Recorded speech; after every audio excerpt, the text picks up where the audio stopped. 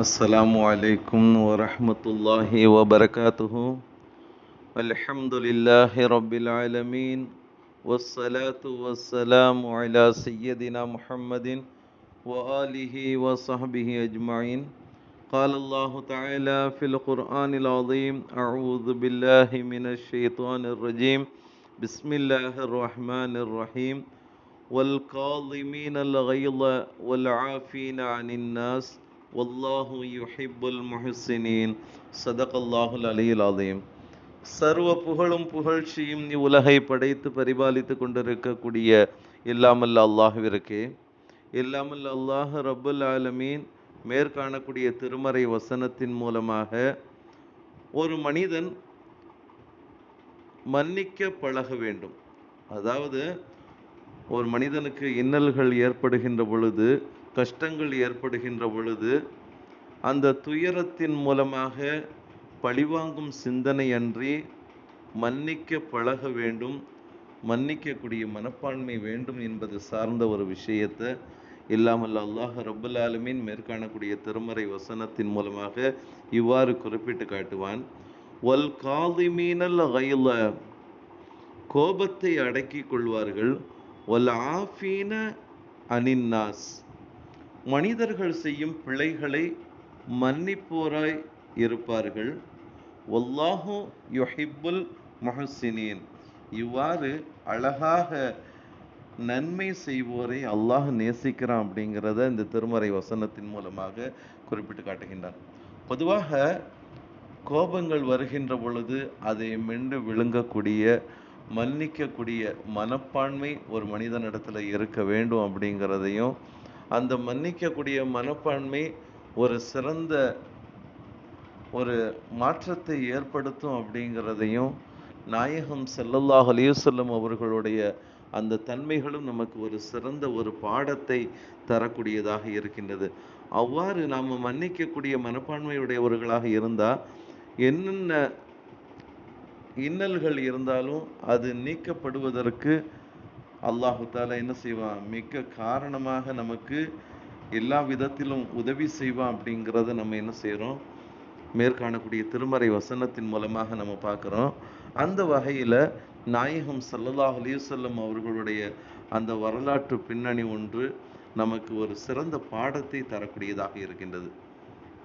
அண்ணலம் பெருமானார் ஸல்லல்லாஹு அலைஹி வஸல்லம் அவர்கள் மக்காவை விட்டு விரட்டப்பட்ட பொழுது, அண்ணலம் பெருமானார் ஸல்லல்லாஹு அலைஹி வஸல்லம் அவர்களை மக்காவை விட்டு விரட்டப்பட்ட பொழுது, அந்த ஊரே அந்நியமாக திகழக்கூடிய ஒரு நிலைமையில் அண்ணலம் பெருமானார் ஸல்லல்லாஹு அலைஹி வஸல்லம் அவர்கள்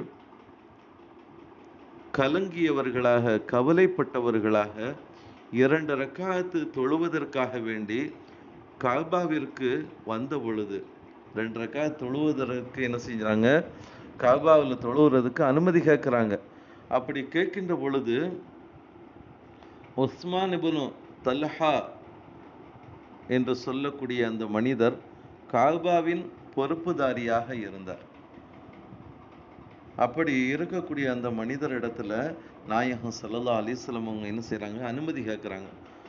அந்த நேரத்துல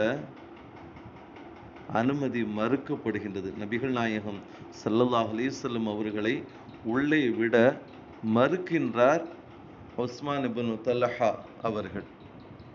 அப்போ நாயகம் ஸல்லல்லாஹு அலைஹி வஸல்லம் அவங்க கலங்கிய நெஞ்சத்தோடு சொல்றாங்க, எனக்கு ஒரு காலம் வரும், எனக்கு ஒரு காலம் வரும், அப்போது பார்த்து கொள்கிறேன் என்று நபிகள் நாயகம் ஸல்லல்லாஹு அலைஹி வஸல்லம் அவங்க கலங்கிய உள்ளத்தோடு சொல்றாங்க. அந்த நேரத்துல உஸ்மான் இப்னு தல்ஹா அவங்க சொல்றாங்க, என்னத்த காலம் வரப்போகுது, உங்களே இந்த மக்காவை விட்டே விரட்டுறாங்க, இந்த ஊரை விட்டே நீங்க போறீங்க, திரும்ப இந்த ஊரை நீங்க ஆட்சி செய்ய போறீங்களா, இந்த ஊரை நீங்க கைப்பற்ற போறீங்களா, இந்த காபாவை நீங்க கைப்பற்ற போறீங்களா அப்படின்னு சொல்லி பரிகாசம்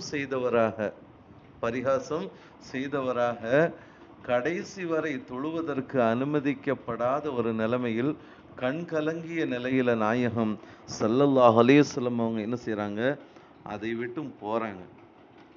அதனுடைய அந்த பின்னணி அவர்கள் சகிப்புத்தன்மையோடு சென்றதனுடைய பின்னணி, 8 ஆண்டுகளுக்கு பிறகு மறுபடியும் காபாவிற்கு, காபா என்ன செய்யப்படுகின்றது, வெற்றி கொள்ளப்பட்டு, மக்கா வெற்றி கொள்ளப்பட்டு காபாவுக்கு போறாங்க.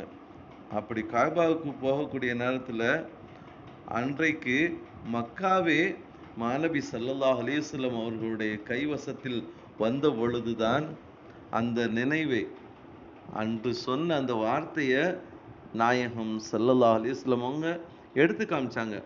அபூ தல்ஹாவின் மகனே, நிரந்தரமாக உங்களிடமே இந்த சாவி இருக்கட்டும் அப்படிங்கிறத சொன்னாங்க நாயகம் ஸல்லல்லாஹு அலைஹி வஸல்லம். அதாவது காலம் எப்படி மாறிவிட்டது பார்த்தீர்களா? அன்று நீங்க சொன்னீங்க, இந்த மக்கா எப்படி உங்களுடைய கையில வரப்போகுது, இந்த ஊரை விட்டே நீங்க போறேன்னு போகின்ற பொழுது இந்த காபாவினுடைய சாவி உங்கள்ட்ட எப்படி வரும் அப்படிங்கிற மாதிரிலாம் நீங்க கேட்டீங்களே, இன்று அல்லாஹ் அப்படிப்பட்ட ஒரு நிலையை ஏற்படுத்தி விட்டானே அப்படின்னு சொல்லி சொன்ன பொழுது தலை குனிந்த நிலைமையில் உஸ்மான் இப்னு தல்ஹா அவர்கள் இருந்தாங்க. அந்த நேரத்தில் சொன்ன வார்த்தை தான் அண்ணலம் பெருமானார் ஸல்லல்லாஹு அலைஹி வஸல்லம் அவங்க, அபூ தல்ஹாவின் மகனே, நிரந்தரமாக உங்களிடமே இந்த சாவி இருக்கட்டும் என்பதாக சொன்னாங்க. உங்களிடம் இருந்து இந்த சாவியை பிடுங்குபவன் பாவியாவான் என்பதாக அண்ணலம் பெருமானார் ஸல்லல்லாஹு அலைஹி வஸல்லம் அவங்க உஸ்மான் இப்னு தல்ஹா அவர்களிடத்துல சொன்னாங்க.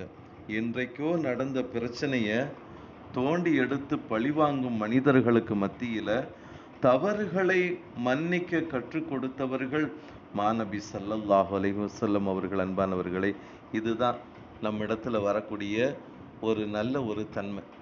என்றாவது ஏதாவது ஒரு தப்பு செஞ்சிருப்பாங்க, அதை காரணம் காட்டியே காலம் முழுவதும் நம்ம என்ன செய்யக்கூடாது, பழிவாங்கும் நோக்கத்தோடு நாம இருக்கக்கூடாது.